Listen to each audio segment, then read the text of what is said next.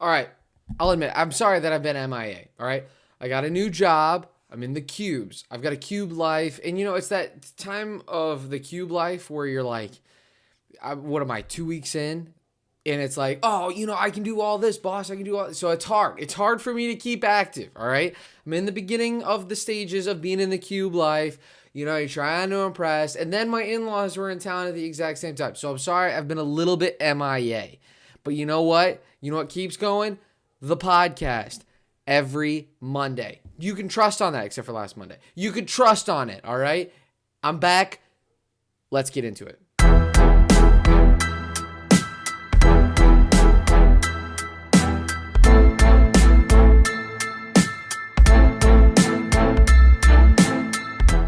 All right. Welcome back. Make sure you like and subscribe. Thank you so much for listening. I've missed you guys. I'm sorry I've been busy. New lifestyle. Just trying to adjust. We've got a lot of adjustments coming. But you might be asking yourself, hey, Pierce, why are you wearing Lion stuff? Like they're in the store. I just downloaded Madden. All right. $19 on the PlayStation Store. And I'm not going to lie. I'm not going to lie to you. I had so much fun with the Lions this season that I downloaded Madden just so I could do franchise mode, just so I could get to the next season. I'm not even kidding you. And here was the first move that I made. I traded Jared Goff. I did. I traded Jared Goff. I got CJ Stroud, and we went to the Super Bowl. And guess what? We won the Super Bowl. Sue me. All right?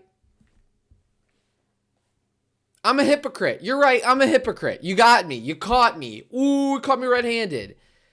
Jared Goff's a good quarterback. But when it came to it, the Bears gave me their first pick for Jared Goff. You going to say no to that? I can't say no to that. So CJ Stroud and the Lions went to the Super Bowl and they won. And they beat the Bengals next year. All right? That's just what happened. I don't know. I'm sitting here. And, I'm in this cube life, so I've got all these different new fan bases that I'm talking to. I've got a Bengals fan, I've got Vikings, Packers, Cardinals, Broncos. We're having these conversations, and, I'm talking to a Bengals fan about his growing up and where he's been. And it's very interesting because he's like, we've been the laughing stock, but we've been good. We've been laughing stock, and then we're good. And now we're going to be, our window's open for the next 15 years. And I was talking to him about it, and it's very interesting about where the Lions are at. We're in this spot where we can see the window. I told him, I was like, we can see the window, but we're not at the window yet. We're close, but we're not there yet. I would kill to be at the window. I'd kill to own a window, but we're close. That's kind of where it feels like. I don't know. It's very exciting. It's a very exciting time to be a Lions fan, so much so that I even paid for that crappy game Madden. My team's a powerhouse. I just signed Nick Bosa. Get out of here. All right. Let's go on because we all want to get my Super Bowl thoughts in European Minute because there's not much happening. NHL All-Star games this week, so no hockey. But what are my second half expectations for the Red Wings? My second half expectations is that when it comes to April 1st, I can, without stretching my brain too far, say, well, maybe we can make a run. Right now, we're 7 points out of the wild card. Maybe if a couple things fall our way, we can make the playoffs. That's all I want. And when the trade deadline comes, if we ship off Bertuzzi, all right, I get it. I wouldn't hate it. I wouldn't love it.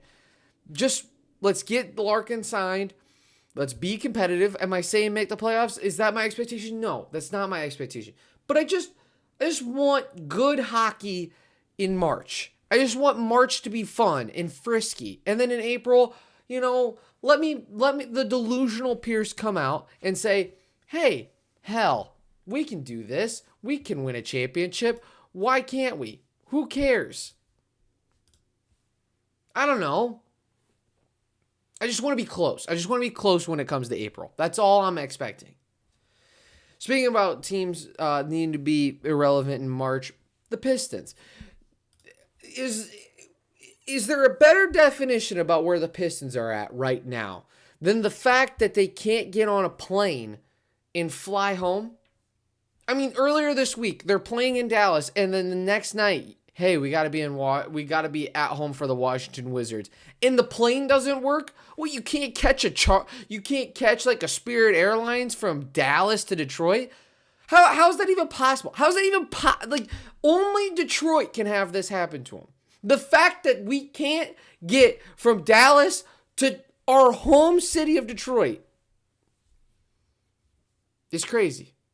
And then not only that, then they go on and beat Charlotte in a must-lose game. Guys, we need to start losing. What are we doing here? Why are we beating Charlotte? Relax. A little frustrating. But hey, you know what? When Ivy scores 24, Stewart gets 16 rebounds, I don't mind it. I don't mind it at all. But let's do my favorite thing when it comes to the NBA. Let's go to Tankathon, tankathon.com/mock draft, and let's hit the lottery. Let's see where we go. And we go to the 5th pick and get Cam Whitmore. No, I've never won the lottery on this podcast, which, by the way, means that good things are coming. By the way, the number 1 pick goes to the Pacers. Number 2 pick goes to the Wizards. Number 3 pick goes to the Spurs. 4 the Rockets. And 5 the Pistons. If we were to get Wembanyama, if the Pistons were to get Wembanyama, I would think that for the next 7 years that we would be NBA Finals. Fire Dwayne Casey, get Wembanyama.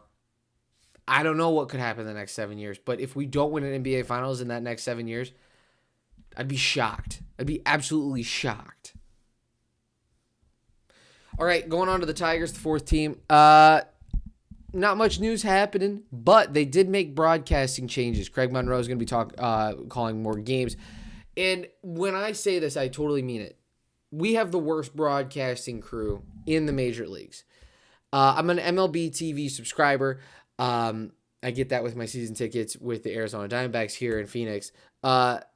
We have the worst broadcasting crew. So when they said we're making changes, they literally could have said anything. They could have said anything. And I would have been like, yeah, that's probably a smarter move. I like that move.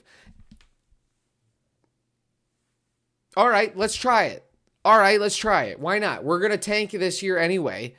Scott Harris doesn't care. Why not? Why not get a whole new broadcasting crew and make some big changes and try Craig Monroe? Why can't we? It's not going to get worse.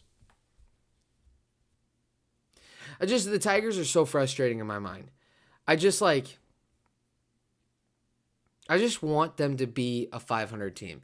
Because I told all of my friends, 2 years ago, that this would be the year of the Reign of Terror, where Matt Manning, Casey Mize, Skubal, these guys are going to be up and ready to go. We'll add a couple bats. Torkelson will be there. Riley Green will be there. We'll add a couple bats like a Javi Baez, and he would hit 300 with a couple home runs, and the lineup would be 1 Riley Green, Torkelson, Cabrera, and Javi, and that'll be a good starting 5, and you can make it work. And then we'd add a couple more pieces, and it's just not. It just sucks. It sucks being February 5th and knowing that your summer is just going to be the summer of just the longest year of your life. That's what sucks. I'll be honest. It sucks. It's just this team's going to suck so much. Ugh. Can't wait for that baseball preview. Can't wait. It's going to be terrible. All right, let's go to European, man. Let's get the vibes back. Come on, let's get the vibes back. Remember when the Lions were in the Super Bowl at the beginning of the podcast? Let's get those vibes back. All right, are you ready? So let's do the European minute, and then we'll get the vibes back for the Super Bowl. And we're going to do it in 3, 2, 1. European minute starts now. Chelsea sucks. I know that I was going to say the vibes are going to be back, but Chelsea sucks. They spent $1 billion just to finish maybe 10th this year. It's crazy how that happens. And for those who follow me very, very, very closely, at the beginning of the season in the EPL, I made a bet that Everton would beat Brighton. I thought to myself, Lampard, Everton's going to have a bounce back year. Brighton, come on. Who are they? They've got a terrible manager. They're going to take the step back. Their manager even left to go to Chelsea to ruin a different club, and they still won't stop winning. And Everton sucks. But Everton beating Arsenal, huge 3 points. So in the comments, please tell me that Everton has a chance to beat out Brighton. I would kill for it. I would kill for the opportunity for Brighton to just absolutely take an Everton, just fly through. I love Sam Dyche. I love Everton. And that has been your European Minute. I would love it if Everton would beat out Brighton, but I don't think it's possible. All right. It's Super Bowl time. Super Bowl week. First day. I'm here in Phoenix. Just a couple of things about being in the city where the Super Bowl is. And I know that a lot of you might know what it's like since you're in Detroit. But, now that I'm an adult and I can appreciate it more, and I'm here in Phoenix, it is very crazy to me about how much stuff actually comes to the city. You got Guy Fieri. Guy Fieri has a tailgate. Shaq has a show. Kodak Black, 2 Chainz, Bert Kreischer comedy show with Shane Gillis and Mark Norman. It's like everything it's crazy how much stuff there actually is for fans to do. It's I'm trying to organize my week and I'm just like, I don't want to go. There's too much traffic. And everything costs too much. Oh, you want to go to this bar? It's got this guy. You want to go to this bar? It's got this guy. It's crazy. It's absolutely madness. And traffic's going to be terrible. Nah, man, that's an old man saying. But let's talk about the game itself. I've got 2 bets, right? As of right now. As of this recording, I've got 2 bets. Right when the game's ended, I saw the line move, and I got the Chiefs plus 2.5. I think that having Patrick Mahomes and points is a scary, scary recipe. Because I get it. They only have 3 wide receivers. They're very banged up. Patrick Mahomes' ankle, what is it? What is it not? Is it good enough to run with?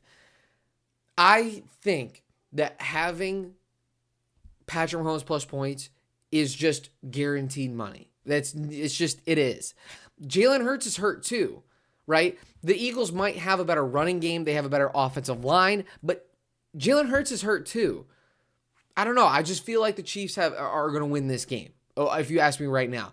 But ask me on Friday, I might change my mind. Because when I look at the game, the Eagles' offensive line is going to dominate that Chiefs' defensive line. And I think the biggest key is, can the Chiefs' offensive line hold up? Because what we saw when they lost to the Bucs is that offensive line just got shredded, and Patrick Mahomes could not do anything. But if the Chiefs' offensive line could just hang in there, Patrick Mahomes will just tear up that secondary of the Eagles. Except for Darius Slay, because Darius Slay is the best player on the field. I miss you, Darius. I just think that the key matchup is Chiefs offensive line versus the Eagles defensive line. If the Eagles can actually put pressure on Patrick Mahomes, it's going to be a long, long day for the Chiefs. But if it's not, I like the Chiefs odds. I really do. And I think it'll be obvious on who's going to win right after the first drive. Right after the Chiefs' first drive. If the Chiefs go straight down the field and score, look out. It's going to be a long, long day for the Eagles. But if you're the Eagles, in order for them to win, you got to establish a running game and stay with it strong throughout the game. It's very interesting to see how they're built, because that offensive line, it kind of feels like the 49ers. You can have any running back behind that offensive line and any quarterback, because they will be able to figure out a way to score points with that offensive line. It's kind of how it has that feel. So Jalen Hurts is a great quarterback, but he also has 2 fantastic wide receivers and a fantastic offensive line. You can do a lot of damage with that offense. I still like the Chiefs to win. I want the Eagles to win. I want the Eagles to win so bad. But I think the Chiefs are going to win. The other prop bets, I don't have any right now other than the fact that I want orange Gatorade. Why do I pick orange Gatorade? It's because I saw the Chiefs this week winning the Super Bowl against the San Francisco 49ers all those years ago, and they poured orange Gatorade on Andy Reid. I think they're going to stay consistent. I'm just sticking with orange. I feel like that's the safe bet. I'm going to go with orange. But this week I will be starting to look for her prop bets, including live betting. It's going to be a fun game, I think. I think it's going to be high scoring. If I had to give you a score right now, I'll take Chiefs 35, Eagles 30. 35-30 Chiefs. All right, college basketball starting to be that time, especially right after Sunday. That's when college basketball becomes the biggest sport in America. Every single week I come on here and I just want to tell you guys, wow, these guys are the team. Finally, we have the team. And they just refuse to do it. Like Purdue goes to Indiana and trips over themselves. Tennessee earlier this week trips over themselves. Houston barely beats Wichita State. Alabama not looking fantastic. Arizona has weaknesses, but I like them a lot. Virginia loses to Virginia Tech. Kansas State, iffy. Kansas loses to Iowa State big. UCLA, they look strong. So here's my top 5. With all that being said, tell me what your top 5 is right now. Number 1, I've got Purdue. I know they just lost to Indiana, but they have been the best team the longest, in my opinion. I still think they should be the number 1 team in the country. Number 2, I think Arizona. Their guard play and Ballo make them very, very, very tough. And I understand that I picked Arizona to win the national championship last year, and I might be falling for the same trap again. But they're really good and they're well coached. They play a lot of good defense, and they can shoot it very well. I like where they're at. Number 3, I've got Texas. I think the Big 12, without a doubt, is the best conference, okay? But you can't put Kansas above Texas. Texas is first place in the Big 12 right now. I think you got to put them 3. They have the toughest schedule. They've played the toughest teams. I think they have 4 or 5 losses, 1 to Illinois and 2 in the Big 12. They've gone through all of the adversity. I think you have to have them 3. Number 4 and 5 are my 2 favorite teams to win the national championship, if I'm going to be honest with you right now. Number 4, Tennessee. They play so much defense.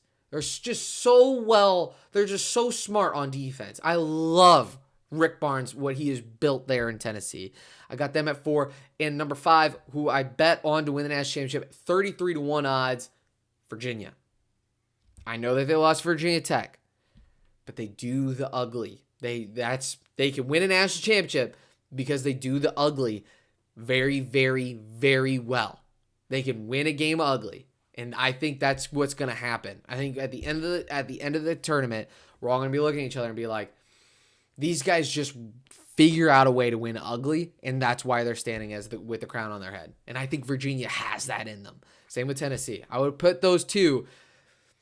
I don't think Purdue has that. I think Arizona does. I don't think Texas does. I think Virginia does, and I think Tennessee does. And outside of that, maybe UCLA. But that's my top 5 for right now. And then 2 more topics. UFC. I love the UFC. Dana White finally did something smart. Ultimate Fighter, Conor McGregor, and Michael Chandler. It's getting casual fans like me to watch the Ultimate Fighter again. Back in the day, it used to be a really big show, but have Conor McGregor and Michael Chandler, big names doing it, I'm in. Having a whole season of Conor McGregor content, I'm in. I'm not missing an episode. Maybe. I probably will miss an episode. It's during March Madness. How am I supposed to? I don't know. And then finally, college baseball doesn't start this weekend. It starts on the 18th. Who do I like? I like LSU. I'm going to be wearing LSU stuff. I'm a big LSU fan. I love LSU this year. I think they have the most complete team. I think Tennessee's tough, but I think they have kind of like what UConn is in basketball. I think they're fake tough. I think they like to yell in the camera, bat flips, all that kind of stuff. I think they're fake tough, but I love LSU this year. Love LSU this year. They've got all the pitching. They can hit really well. Love LSU. But I'll be talking about that more later on. A couple weeks from now, I'll do a whole college baseball breakdown. But I've just placed my bet. I think I got it like 6 or 7 to 1 odds. Like not very good odds, but I love LSU to win the national championship. Final thoughts. Just good to have the podcast. I know I took a 1 week break. Good to have the podcast back. Good to have you guys. But the Super Bowl traffic here, it's not even Super Bowl week yet, and it's already really bad. It's a different monster. That's how I know I'm getting old. I know I'm getting old because I'm just complaining about traffic now. That's how it is. That's just my life now.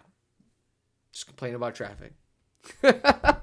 Make sure you like and subscribe. Thank you so much for listening. If you like and subscribe and you send a picture and you comment, and you send a picture to any of my social media handles, which is in the description below, I'll give you a personalized thank you or a picture of my dog, whichever you choose. Jackson Mahomes, I know you're out there somewhere. I know you see all my tweets. Let's collab. I'll even come to you. Anytime, any day, I'll come to you. I appreciate you all. God bless. Go Detroit Sports.